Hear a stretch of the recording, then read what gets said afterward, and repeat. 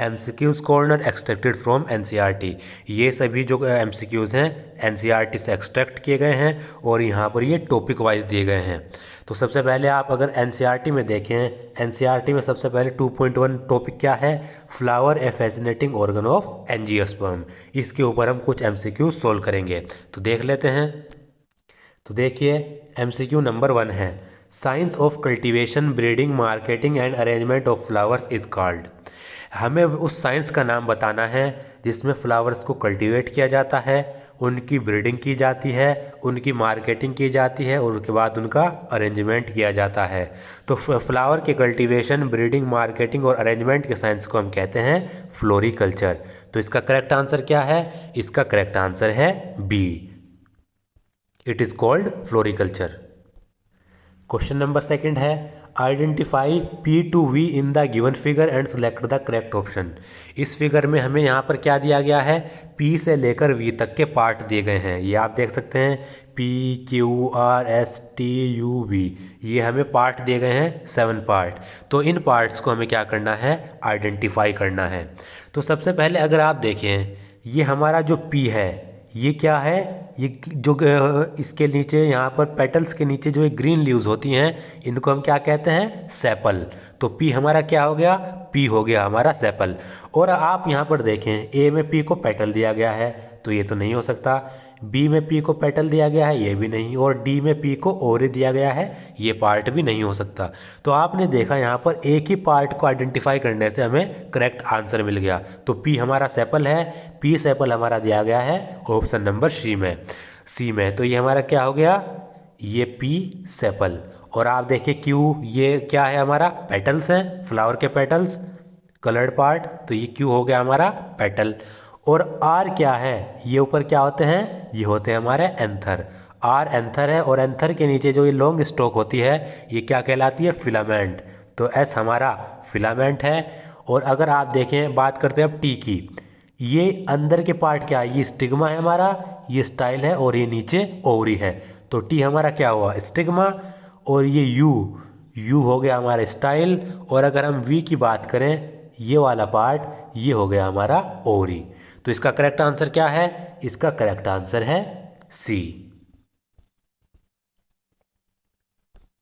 Question number 3 है, non essential floral organ in a flower are.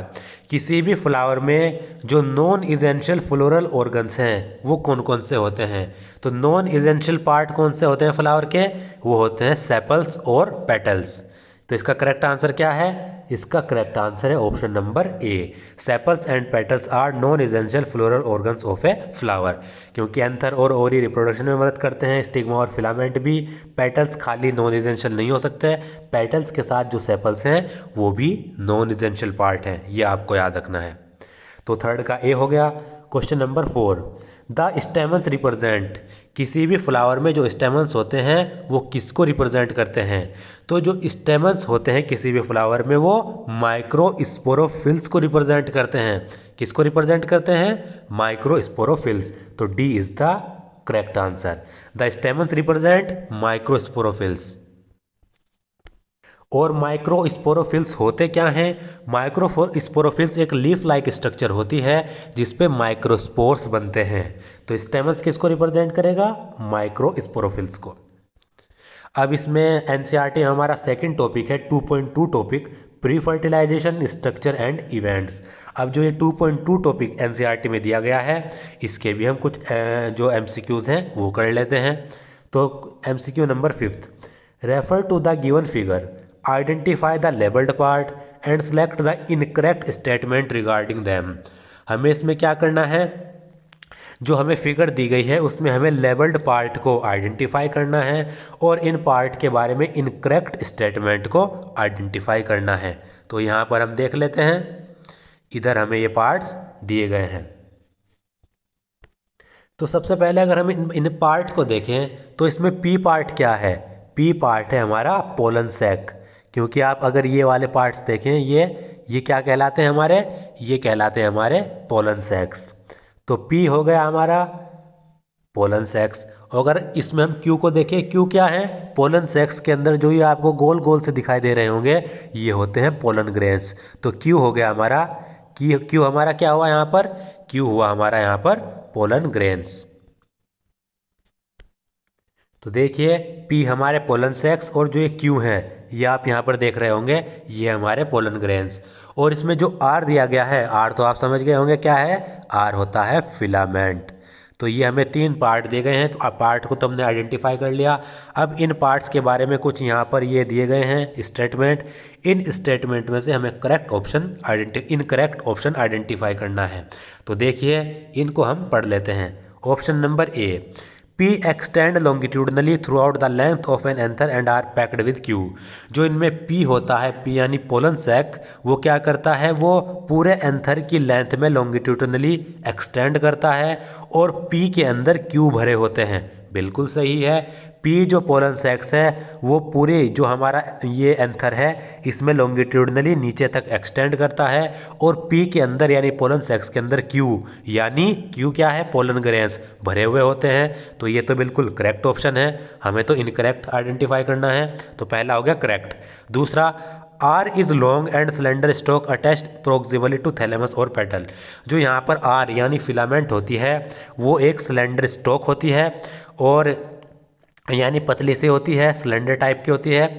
और ये जो आर है हमारी यानी जो फिलामेंट है लॉन्ग स्टॉक, ये किससे अटैच होती है, ये थैलेमस और पेटल से अटैच होती है। बिल्कुल सही है। फिलामेंट एक सिलेंडर स्टॉक होती है, लंबी सी जैसे ट्यूब होती है, इस प्रकार की स्ट्रक्चर होती है और ये थैलेमस और पेटल से अटैच होती है। तो ये भी करेक्ट, ये भी करेक्ट। तीसरा, the study of Q is called palynology. जो हमारा क्यू है यानी पोलन ग्रेन्स हैं उनकी स्टडी को हम क्या कहते हैं, पैलिनोलॉजी। तो study of pollen grains is called palynology, ये भी करेक्ट ऑप्शन है। तो तीनों हमारे क्या हैं, करेक्ट हैं। हमें तो इनकरेक्ट आइडेंटिफाई करना था, तो डी इसका हमारा आंसर हो गया। नन ऑफ दीज, इनमें से कोई भी इनकरेक्ट नहीं है। क्वेश्चन नंबर 6 है। क्वेश्चन नंबर 6 हमें दिया गया है, a dithecous anther consist of microsporangia in each lobe.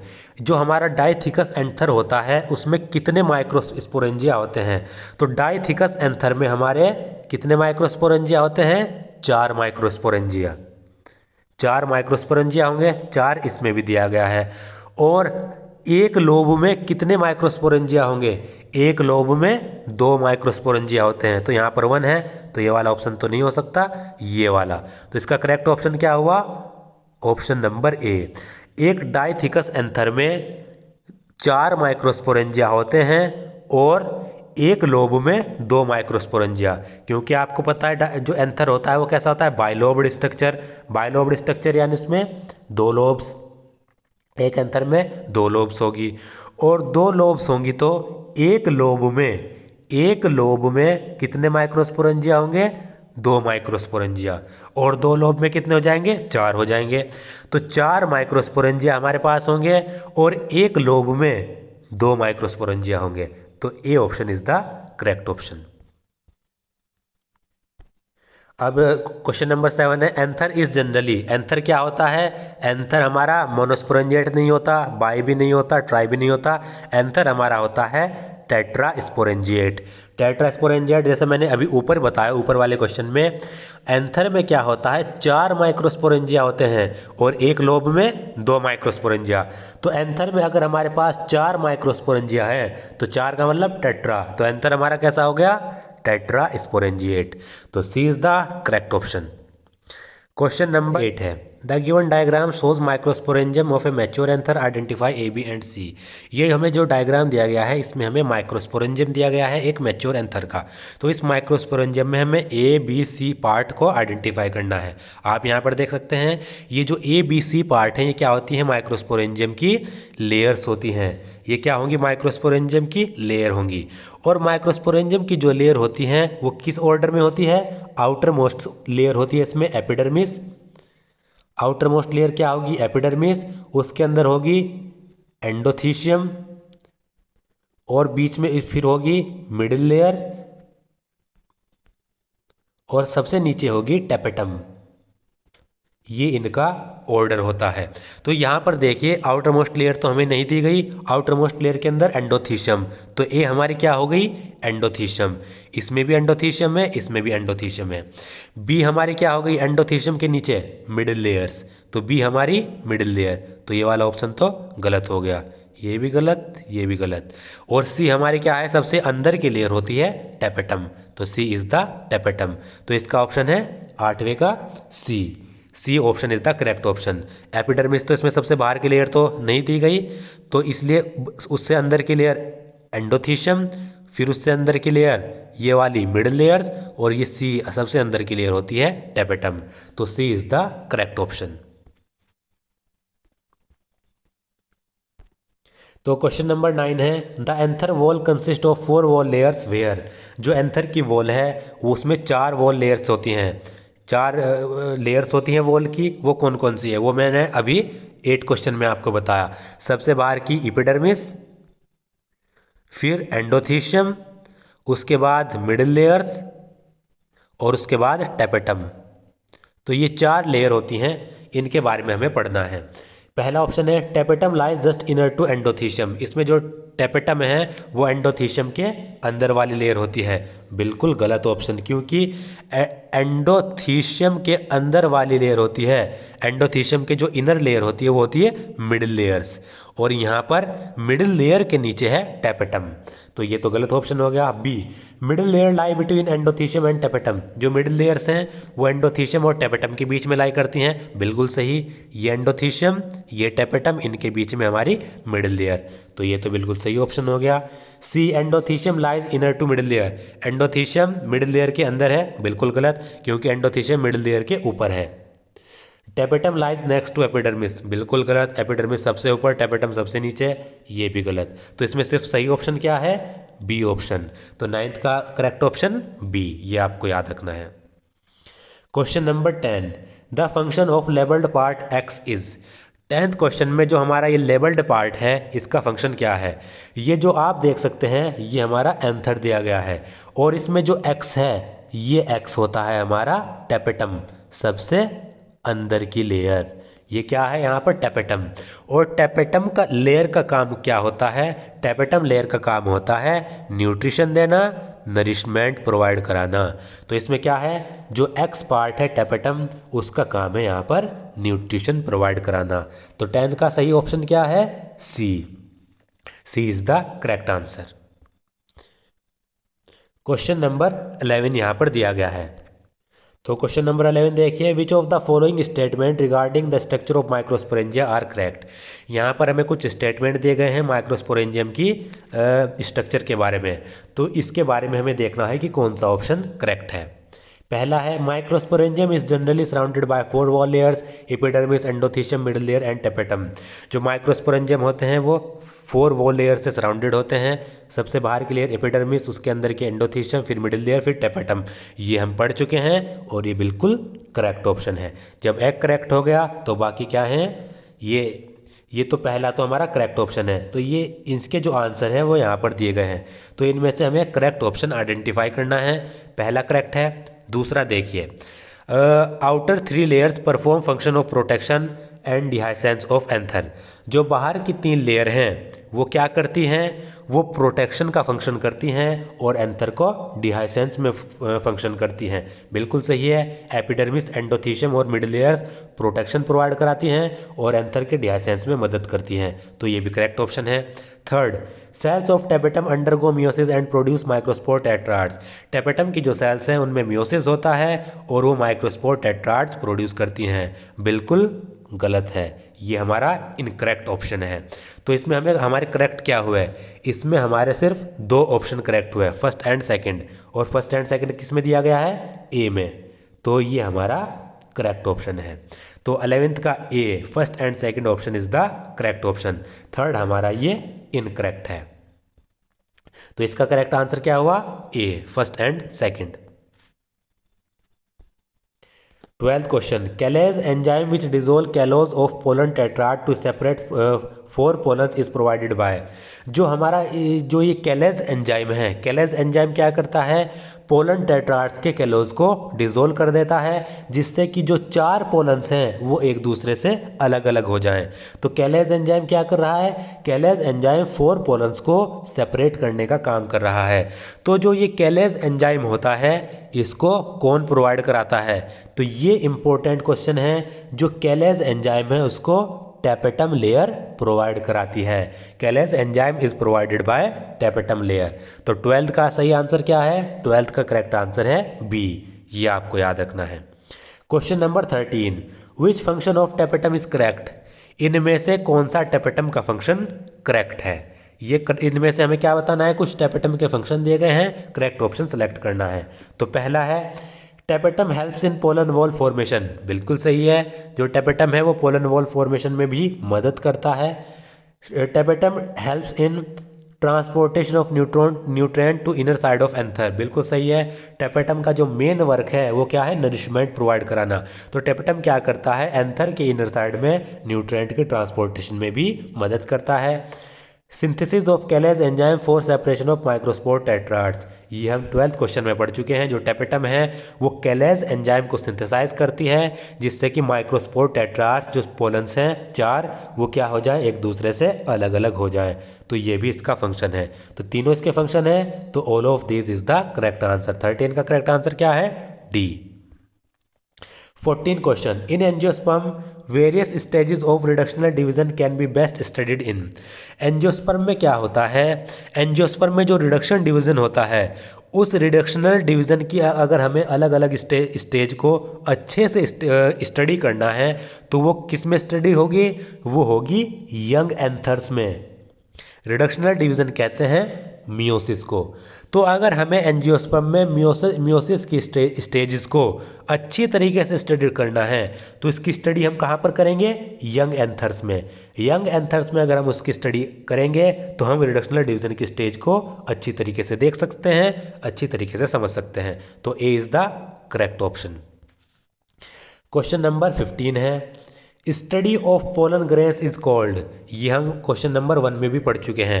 Pollen grains की स्टडी को हम क्या कहते हैं? पैलिनोलॉजी।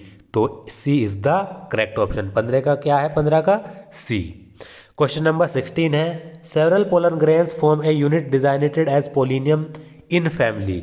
तो इसमें हमें क्या बताना है?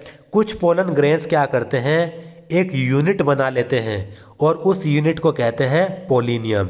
तो जो ये पोलिनियम यूनिट बनती है ये कौन सी फैमिली में बनती है? तो जो पोलिनियम यूनिट हमारी बनती है वो बनती है एस्लेपीडिएसी फैमिली में, यानी सी। तो ये पोलिनियम यूनिट बनेगी पोलन ग्रेन्स की, किस में बनेगी? एस्लेपीडिएसी। तो C is the correct option. 16 का क्या है? C. Question number 17, the given figure represent. इनमें यहाँ पर आप देख सकते हैं जो ये गिवन फिगर है ये हमारी किसको रिप्रेजेंट करती है? तो आप यहाँ पर देख सकते हैं जो ये हमें फिगर दी गई है किसको रिप्रेजेंट कर रही है? ये हमारे यहाँ पर माइक्रोस्पोर्स बन रहे हैं, 1 2 3 4। ये हमारे यहाँ क्या हैं? सभी माइक्रोस्पोर्स हैं। तो 17 का क्या हुआ? माइक्रोस्पोर्स। तो इसका माइक्रोस्पोर आप यहाँ पर देख सकते हैं बी ऑप्शन में दिया गया है। तो B option is the correct option. Question number 18, how many pollen mother cell should undergo meiotic division to produce 64 pollen grains. अगर 64 पोलन ग्रेन्स यानी 64 पोलन ग्रेन्स बनाने हैं तो कितनी पोलन मदर सेल में मियोटिक डिवीजन होगा? तो इसको समझने के लिए आपको एक लॉजिक समझना पड़ेगा। वो लॉजिक क्या है? वो ये है कि एक पोलन मदर सेल, पीएमसी का मतलब पोलन मदर सेल, एक pollen mother cell 4 microspore produce करती हैं। एक पोलन मदर सेल 4 माइक्रोस्पोर या फिर 4 पोलन ग्रेन्स प्रोड्यूस करती हैं। तो हमें बनाने हैं 64 पोलन ग्रेन्स। तो 64 पोलन ग्रेन्स को कितनी पोलन मदर सेल प्रोड्यूस करेगी? तो 64 को हम क्या कर देंगे? 4 से डिवाइड कर देंगे, क्योंकि एक pollen mother cell 4 pollen grains produce कर रही है। हमारे पास 64 पोलन ग्रेन्स हैं, तो 64 को 4 से डिवाइड किया 16, तो कितना आ गया? 16 pollen mother cell. 16 pollen mother cell 64 pollen grains provide करेंगी। तो C is the correct option. 18 का सही ऑप्शन क्या है? सी। आप खुद ही देख सकते हैं एक पीएमसी 4 पोलन ग्रेन्स प्रोड्यूस कर रही है, तो 16 पीएमसी कितनी करेगी? 16 इंटू 4 इज इक्वल टू 64। इसको अगर आपको मैथमेटिकली सोल्व करना है तो उसका भी सही है। इसमें मैथमेटिकली हम क्या करते हैं, जो चीज़ निकालनी होती है उसको राइट हैंड साइड पर रखते हैं। तो 4 पोलन ग्रेन्स, इसको पोलन ग्रेन्स को मैं पीजी लिख देता हूँ। 4 पोलन ग्रेन्स एक पीएमसी से बनेंगे। ये पीएमसी को मैंने राइट में क्यों रखा? क्योंकि पीएमसी हमें निकालनी है, जो चीज़ निकालनी है उसको राइट में रखते हैं। तो 4 पोलन ग्रेन्स एक पीएमसी से बनेंगे। तो एक पोलन ग्रेन्स किससे बनेगा? 1/4 पीएमसी से। और हमें बनाने हैं 64 पोलन ग्रेन्स। तो 64 पोलन ग्रेन्स किससे बनेंगे? 1/4 इंटू 64। तो ये हो गया हमारा 16। तो इसका सही ऑप्शन क्या है? 16, 18 का सी। 19 है, how many meiotic division are required for the formation of 100 pollen grains. 100 pollen grains बनाने के लिए 100 पोलन ग्रेन्स बनाने के लिए हमें कितने म्यूटिक डिवीज़न करने पड़ेंगे? तो आपको पता है एक म्यूटिक डिवीज़न में 4 पोलन ग्रेन्स बनते हैं। एक म्यूटिक डिवीज़न में 4 पोलन ग्रेन्स बनते हैं। 100 पोलन ग्रेन्स हमें बनाने हैं तो इसको मैथमेटिकली करते हैं, क्योंकि हमें क्या निकालना है? म्यूटिक डिवीज़न निकालना है। तो meiotic division right hand side में रखेंगे। तो इसको मैं ब्लू से लिख देता हूँ। तो देखिए 4 पोलन ग्रेन्स बनते हैं एक म्यूटिक डिवीज़न में, ठीक है। तो एक पोलन ग्रेन बनेगा किसमें? 1/4 म्यूटिक डिवीज़न में, क्योंकि ये 4 क्या हो जाएगा? इधर डिवाइड में आ जाएगा। और हमें बनाने 100 पोलन ग्रेन्स। तो 100 पोलन ग्रेन्स बनेंगे 1/4 इंटू 100। तो 4 से 100 गया, कितना आ गया? 25। तो इसमें 25 म्यूटिक डिवीज़न होंगे, तब जाकर 100 पोलन ग्रेन्स बनेंगे। आप खुद ही समझ सकते हैं, जब एक म्यूटिक डिवीज़न में 4 पोलन ग्रेन्स बन रहे हैं तो 25 म्यूटिक डिवीज़न में कितने बनेंगे? 25 इंटू 4 यानी 25 इंटू 4 100। तो म्यूटिक डिवीज़न कितने होने हमारे पास? 25। तो 19 का C is the correct option.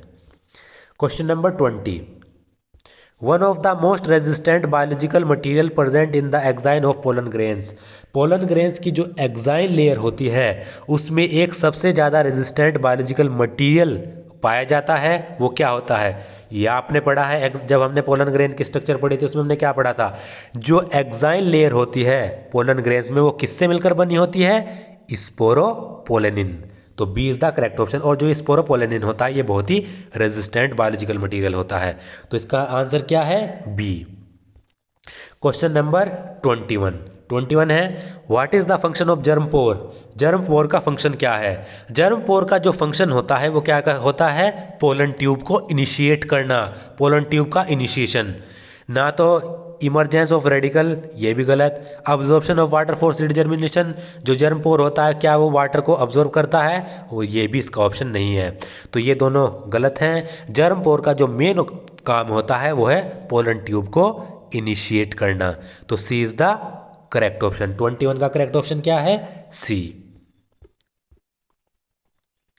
22, which of the following statement about sporopollenin is incorrect.